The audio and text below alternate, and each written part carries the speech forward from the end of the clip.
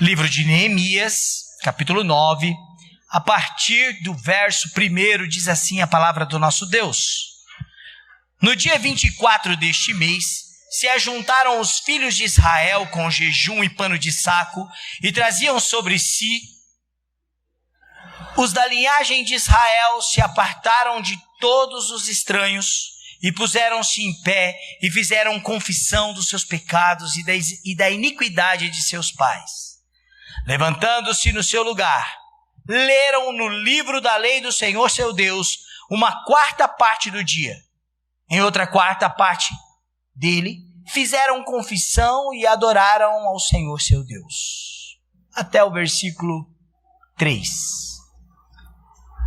É bem verdade, irmãos, que Neemias emparelhou condições logísticas para que o povo de Deus que voltou do exílio ocupassem a cidade de Jerusalém. E esta não seria uma ocupação tomada à força, mas era uma restauração da cidade. As questões logísticas, elas vieram com organização, com autorização do próprio Império Persa, por meio de cartas que davam autoridade do rei Artaxerxes para Neemias como governador, diante das províncias que rodeavam Jerusalém, para a construção do muro, a restauração do templo e das portas da cidade, e para a habitação de Jerusalém, para que o culto a Deus fosse restaurado. O culto e a adoração a Deus fosse restaurado. Se você tem participado desses últimos domingos, você já percebeu que em Neemias 7, Neemias conclui o muro, mas aproxima de Jerusalém e seleciona para o serviço do culto a família dos levitas e dos sacerdotes. Eles estão preparados e separados, contados, avaliados nos livros das crônicas, para que eles possam exercer sua função conforme a tribo que o Senhor determinou. Os levitas tinham uma função pedagógica. Eles serviam no culto, mas não apenas, como alguns costumam dizer, tocando instrumentos. É muito limitador. Não é esse o papel do levita. Embora havia levitas que faziam isso. Mas o papel do levita havia uma função pedagógica de serviço. Eles eram um instrumento pelo qual educava-se e ensinava-se teologicamente o povo a adorar e servir a Deus segundo o preceito do Senhor, e não o paganismo. No capítulo 8, depois de ter reunido este grupo de pessoas que serviriam, os sacerdotes, os levitas, segundo as suas famílias, Neemias, Esdras, aplica a lei, ensina a lei para o povo, causando avivamento transformador. No capítulo 8, o povo chora ao ouvir a leitura da palavra, o povo pede a leitura da palavra, e a palavra acaba sendo fonte de grande alegria para o Senhor, para aquele povo. Depois disso, vocês viram que a palavra gera entendimento, e o entendimento, também no capítulo 8, a partir do verso 13, que os conduz a viver uma aliança com Deus. Pois bem, o capítulo 9 se trata de como manter essa aliança. De como manter essa aliança neste relacionamento na cidade do Senhor. De culto e de adoração e de serviço a Deus. Este povo tem um compromisso com Deus, o Deus da aliança. Mas este povo precisa ter uma prática espiritual que cerque a sua vida. E essa prática espiritual é a prática da confissão de pecados. Muitas pessoas consideram práticas espirituais coisas sobrenaturais. Muitas pessoas consideram práticas espirituais procedimentos que ligam com o oculto, com algo que está obscuro. Mas prática espiritual na Bíblia, ela é revelada diante dos mandamentos do Senhor como algo prático e algo que é revelado de Deus para o seu povo e exigido dele. Uma prática espiritual é algo que o povo de Deus precisa colocar na sua rotina, na sua vida diária, na sua vida de adoração e de serviço a Deus. Prática espiritual como o estudo da palavra de Deus, a leitura da palavra de Deus, o aprendizado da palavra de Deus, como nós já vimos no capítulo 8. Prática espiritual como a oração, que é uma prática ordenada não apenas no Antigo como no Novo Testamento. A oração é uma prática espiritual do povo de Deus. A Bíblia é um livro de orações. Os Salmos é um livro de orações. Nós aprendemos a orar, inclusive, com os Salmos e com o próprio Senhor Jesus. Práticas espirituais. Dentre elas, a confissão de pecados. A confissão de pecados é uma prática espiritual negligenciada pelo povo de Deus. Foi negligenciada na época de Neemias e ela é negligenciada hoje na igreja.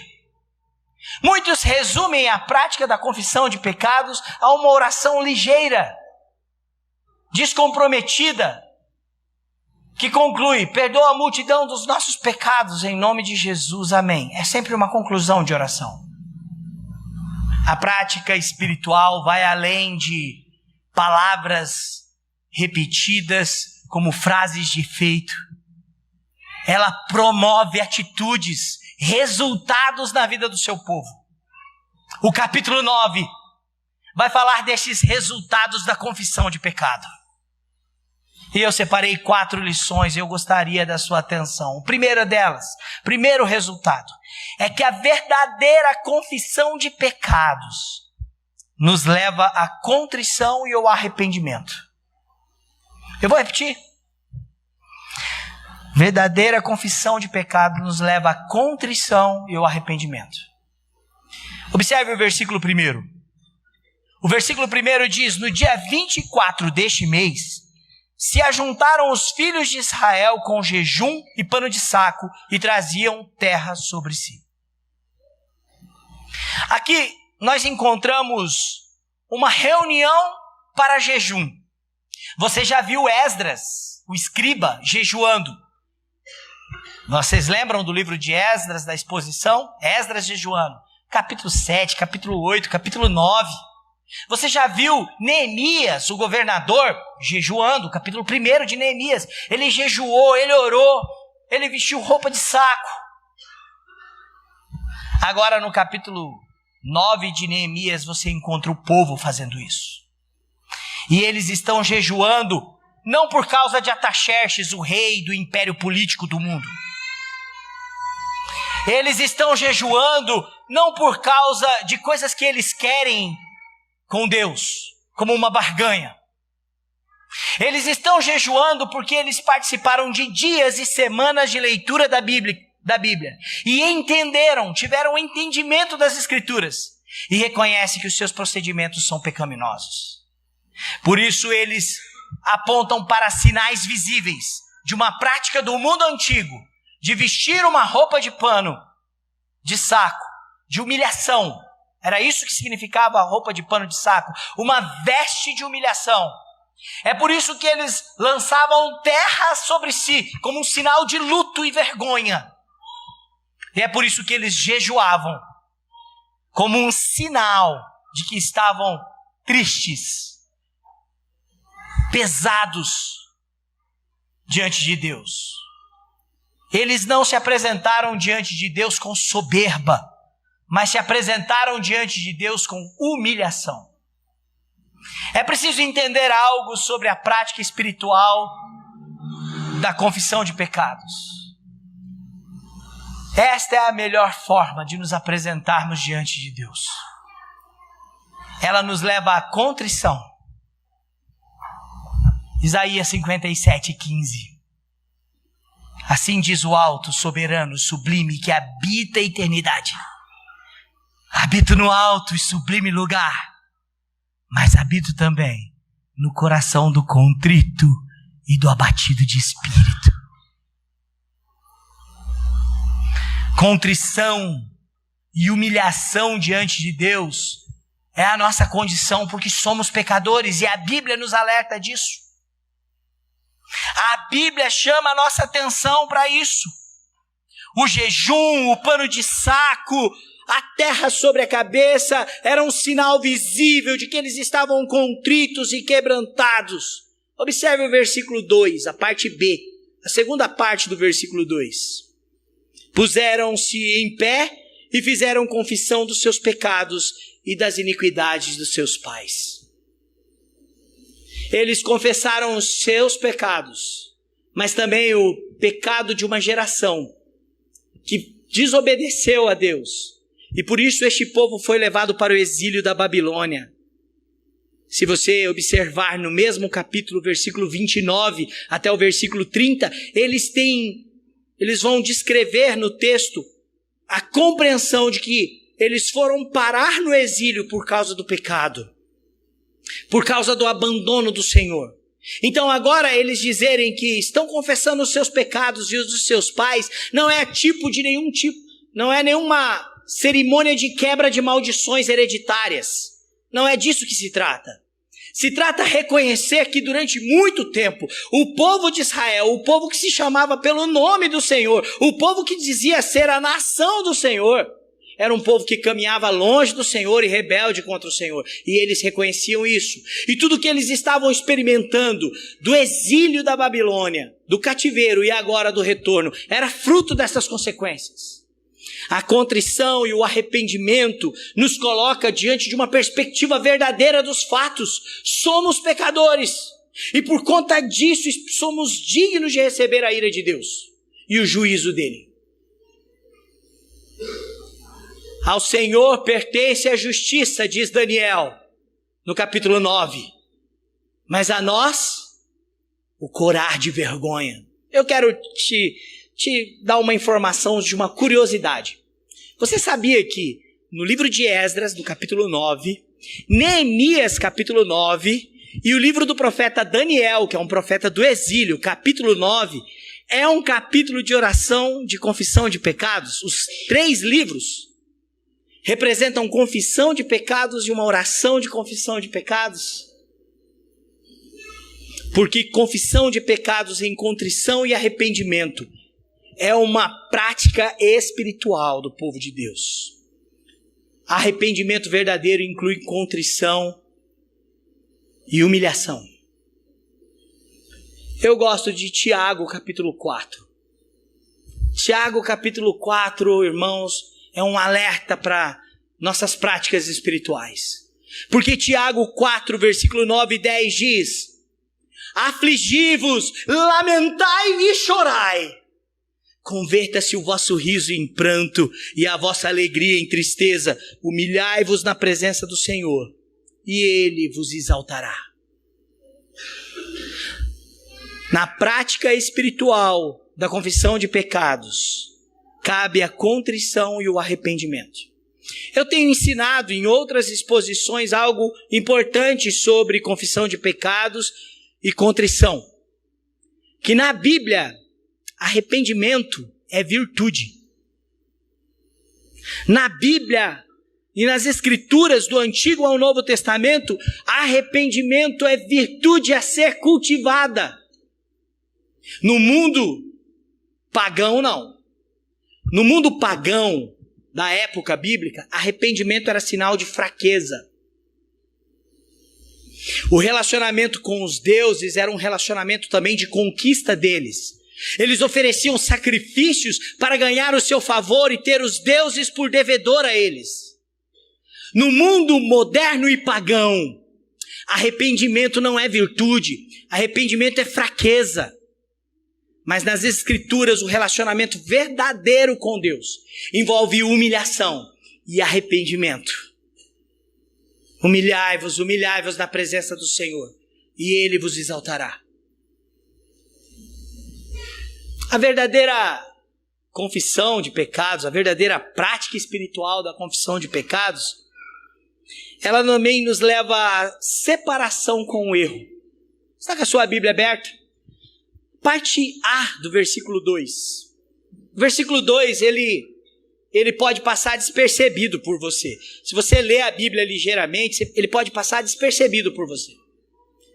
E o versículo 2, ele diz assim: Os da linhagem de Israel se apartaram de todos os estranhos. Os da linhagem de Israel se apartaram de todos os estranhos. Que curioso. É porque na prática espiritual da confissão de pecados, nós somos levados a uma separação com o erro. Nós nos separamos do erro. A palavra estranhos aí é para distinguir o estrangeiro. No Novo Testamento, uma palavra muito utilizada por Jesus para distinguir o estrangeiro era a palavra gentil, que significava, em outras palavras, incrédulo. Alguém que não vive diante da aliança e do pacto com Deus. Quando Jesus está ensinando a orar, por exemplo, no Sermão do Monte, ele diz lá no capítulo 6, não orem como os gentios que ficam repetindo com rezas e repetições vãs, que eles acham que pelo muito falar serão ouvidos. Quando Jesus fala dos gentios, olha, é os incrédulos, os gentios que fazem assim. Vocês conhecem o Deus e Pai. Não façam como eles.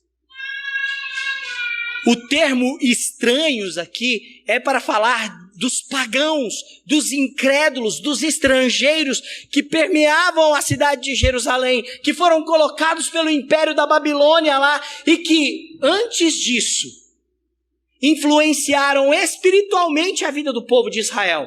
Espiritualmente, de uma forma negativa, levaram este povo ao pecado. Agora, o versículo do capítulo 9 diz, eles se separaram dos estranhos. Significa que eles se separaram dos incrédulos. Não permitiram mais a sua influência. Não permitiram mais uma associação com os estrangeiros e pagãos. Significa que o culto a Deus não era mais influenciado por padrões pagãos. Significa que o procedimento deles não seria mais influenciado pelos fatores dos ímpios. Por isso que o Salmo 1 é um salmo tão genial. Porque o bem-aventurado, aquele que desfruta de uma vida plena, ele não segue o conselho dos ímpios, ele não se detém no caminho dos pecadores, ele não se assenta na roda dos escarnecedores. Ele não é estranho à aliança com Deus, ele pertence a essa aliança. O termo estranho é porque os estrangeiros não faziam parte de uma aliança e de um pacto com Deus. Por isso eles não poderiam influenciar. Não é nenhum tipo de preconceito étnico. Não era para que o povo de Israel exercesse algum tipo de procedimento preconceituoso. A prática era para exercício de santificação. Por que eles se separaram? Levítico capítulo 20, versículo 26. Você já leu Levítico? A gente estudou na escola dominical há poucos domingos. Eu te faço um convite, nós estamos estudando Deuteronômio. Esse domingo o pastor Edson aqui lecionou sobre Deuteronômio. Vem participar da escola bíblica conosco. Levítico capítulo 20, verso 26. Deus dá uma ordem para o povo de Israel. Olha a ordem que ele dá no verso 26. Ser-me-eis santos, porque eu, o Senhor, sou santo, e separei-vos dos povos. Separei-vos dos povos, para serdes meus. Eu gosto de dar um exemplo sobre o que é ser santo. Ser santo é ser separado. É ser separado. E eu gosto de dar um exemplo da escova de dente. A escova de dente é um objeto que você tem na sua casa e que é um objeto separado para o seu uso exclusivo. Por mais que você goste do pastor Arão, por mais que você ache o pastor Arão legal e que você queira uma visita dele, se um dia eu for na sua casa almoçar, tomar um café ou para uma visita pastoral e te pedir a tua escova de dente emprestada, você não vai emprestar. E se você emprestar, você vai jogar ela fora depois. E se você emprestar e jogar ela fora depois, você vai dizer, esse pastor é doido. Porque a escova de dente é algo exclusivamente separado para o seu uso. Não é assim? É separado só para você. Você não quer que outras pessoas usem. Não é isso? Deus está dizendo isso para o seu povo em Levítico. Eu separei vocês para mim, vocês me pertencem. Eu separei vocês das outras nações. Vocês têm uma aliança comigo. A Bíblia de Genebra, ela faz uma explicação muito boa sobre santificação. Eu gostaria de dá-la. Num certo sentido, ser santificado significa ser separado do mundo. E eu sou separado do mundo não apenas para a salvação, mas eu sou separado para desfrutar do privilégio e da responsabilidade especial de servir a Deus. No segundo sentido, ser santificado significa também ser separado por Deus visando a salvação. Porque Deus nos separa e essa santidade vai fluir da cruz de Cristo, onde Ele nos pagou e nos comprou do império das trevas para nos separar de lá.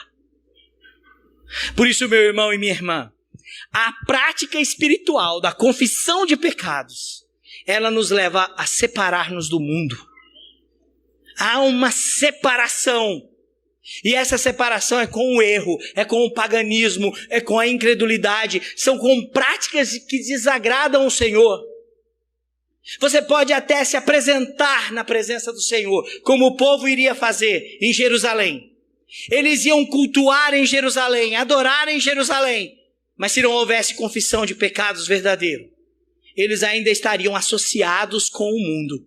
O mesmo mundo que foi responsável de pô-los no cativeiro da Babilônia. É preciso separação do mundo. Por isso que quero falar do terceiro ponto. Além de uma vida de contrição e arrependimento, além de nos levar a romper, separar com o erro, a prática espiritual da confissão de pecados também nos leva à submissão às Escrituras. Ei, presta atenção, a gente tem falado de Bíblia aqui há muito tempo. Bíblia.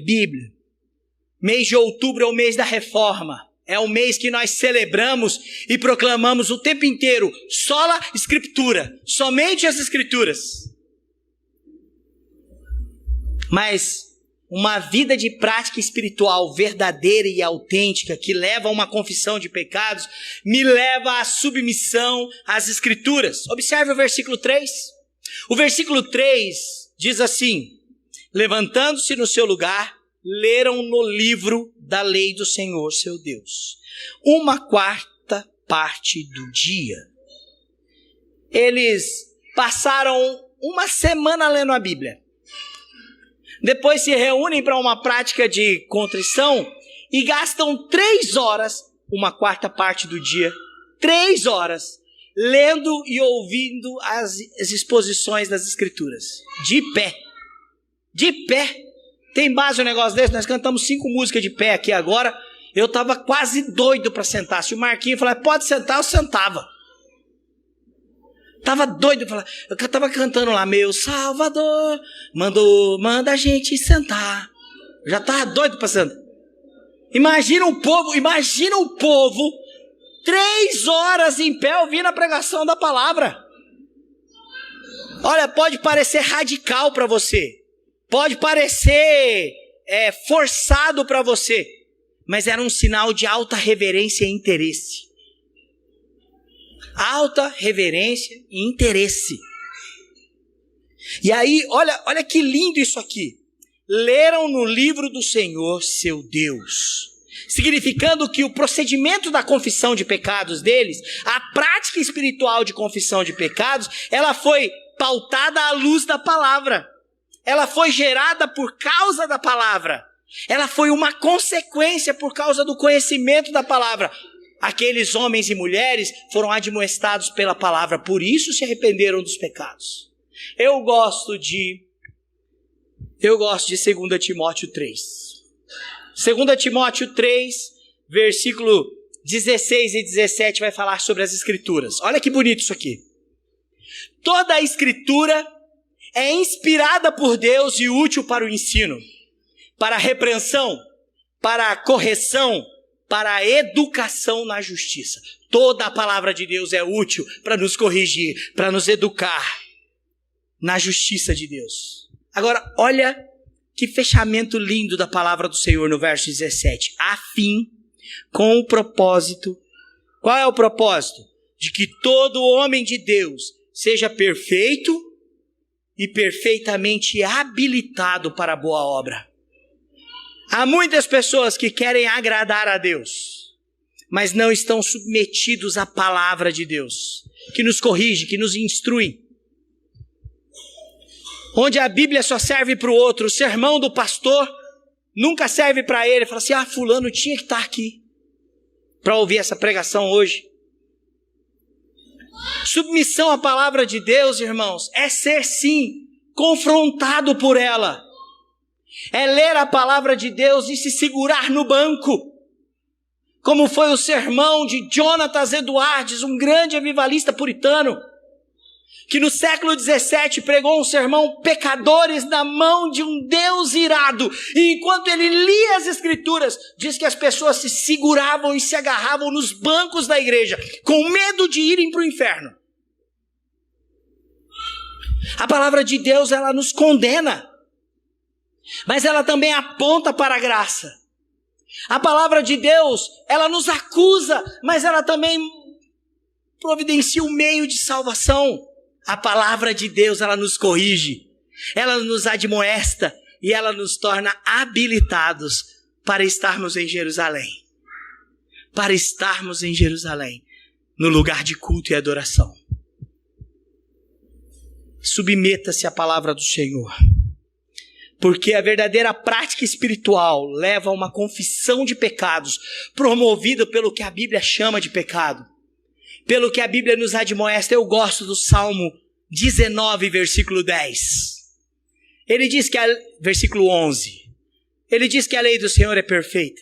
Ele diz que é mais doce que o mel, mais preciosa do que o ouro. Mas no versículo 11 do Salmo 19, o salmista diz: por ela se admoesta o teu servo. Acho que as Bíblias mais modernas dizem assim: por elas corrigem o teu servo. Em guardar a lei do Senhor, há uma grande recompensa. Uma grande recompensa. Por último, a verdadeira prática espiritual da confissão de pecados nos leva à adoração ao Senhor.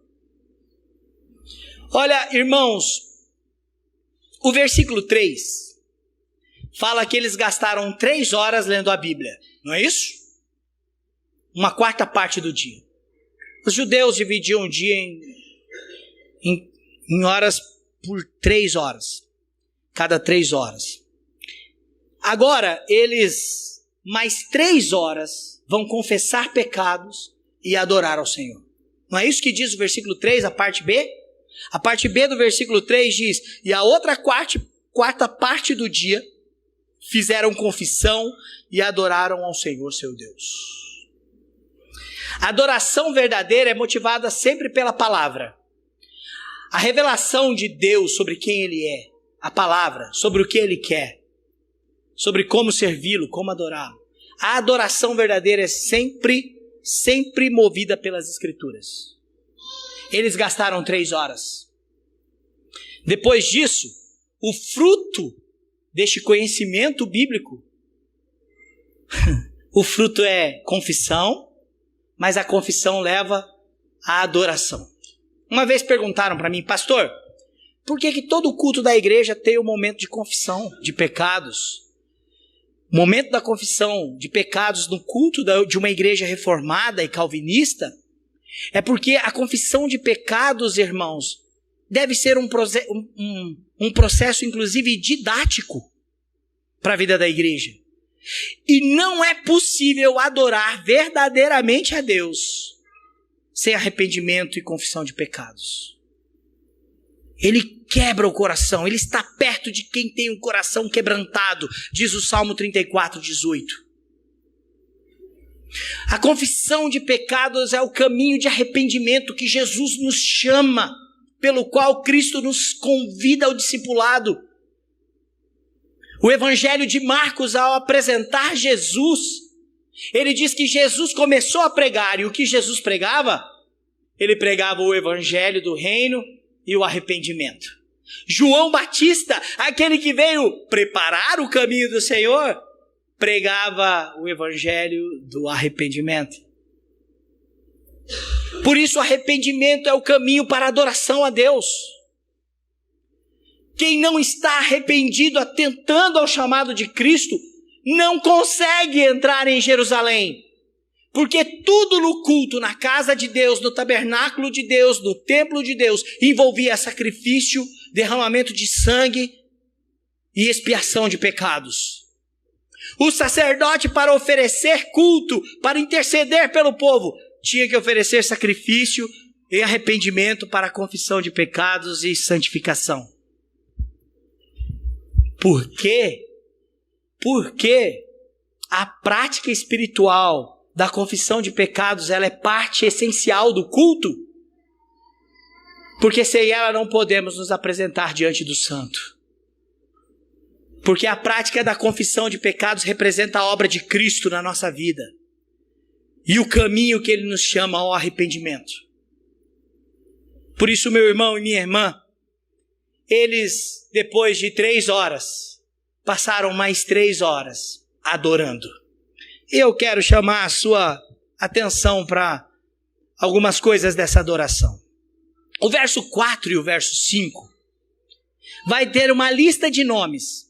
Você pode abrir sua Bíblia lá? O verso 4 e o verso 5 vai ter uma lista de nomes. Jesua, Bani, Cadmiel, Sebanias, Buni, Serebias, Bani e Kenani, que se puseram em pé no estrado dos levitas e clamaram em alta voz ao Senhor, seu Deus. Versículo 5. Os levitas, Jesua, Cadmiel, Bani, as Abneias, Serebias, Odias, Sebanias, Petaías. Você percebe que repete o nome dos levitas? Faz questão de falar deles. Estes são os levitas. O que eles vão fazer? Eles vão levantar a voz e vão chamar o povo à adoração. Agora presta atenção como isso é feito. A adoração feita por estes e o ensino destes a adorar, ela é pautada pela palavra. Porque você vai ler agora os versos 5, 6, e se você ler todo o capítulo, você vai perceber que essa adoração, ela é teológica. Ela é uma adoração que fala de teologia, de doutrina. Sabe por quê, irmãos? Porque o serviço do culto é baseado na doutrina bíblica. Nós adoramos a Deus por quem Ele é, pelos seus atributos. Mas se você não conhece os atributos revelados nas Escrituras, como adorá-lo? É a Bíblia que diz que Deus é santo, que a sua beleza é a sua santidade. É a Bíblia que fala e exalta a justiça de Deus, os atributos de Deus. E eu quero que você observe algumas características dessa adoração teológica. A adoração é teológica porque ela revela os atributos de Deus, o caráter de Deus. Olha o versículo de número 5, a parte B do versículo 5. Deus é eterno.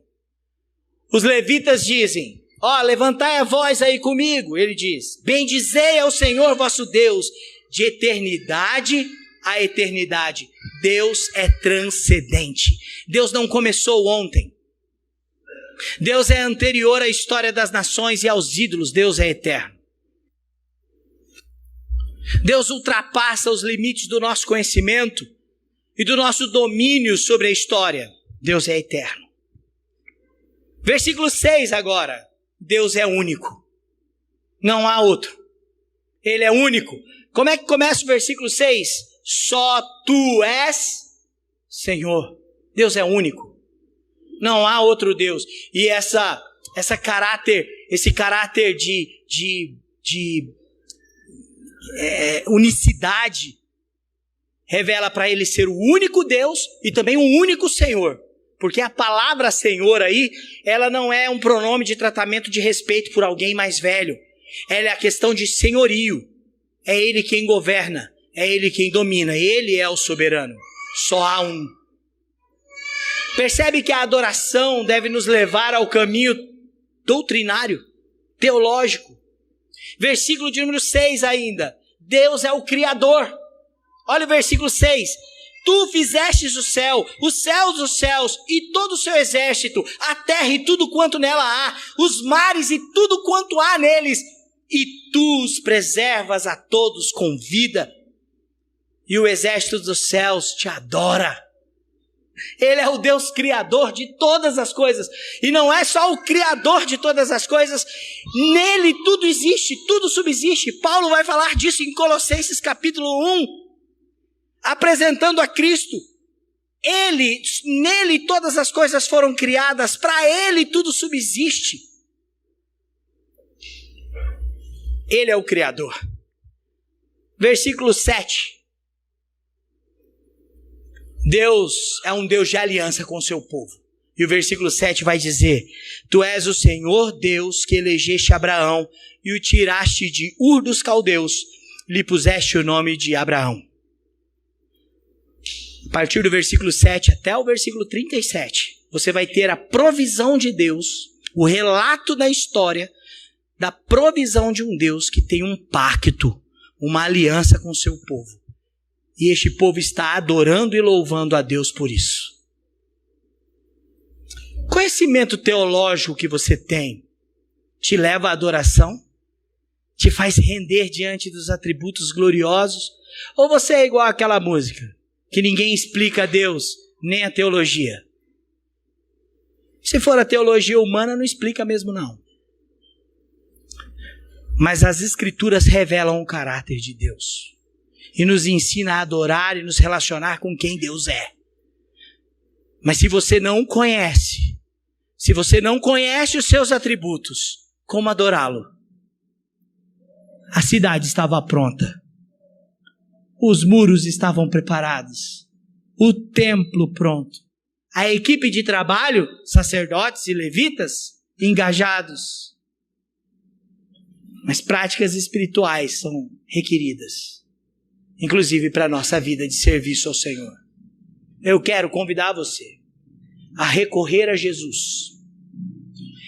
Porque é Ele que purifica de todo o pecado, o contrito e abatido. Ele é a nossa propiciação. E foi pelo sangue dele que nós fomos separados para a sua glória.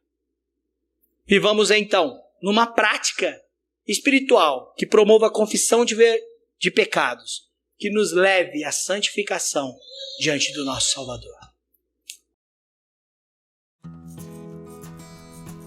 Ei pessoal, quer continuar assistindo os nossos vídeos? Clique aqui e você vai ter acesso em outros vídeos. Mas também se inscreva no nosso canal, tá bom? Acione o sininho e compartilhe com outras pessoas.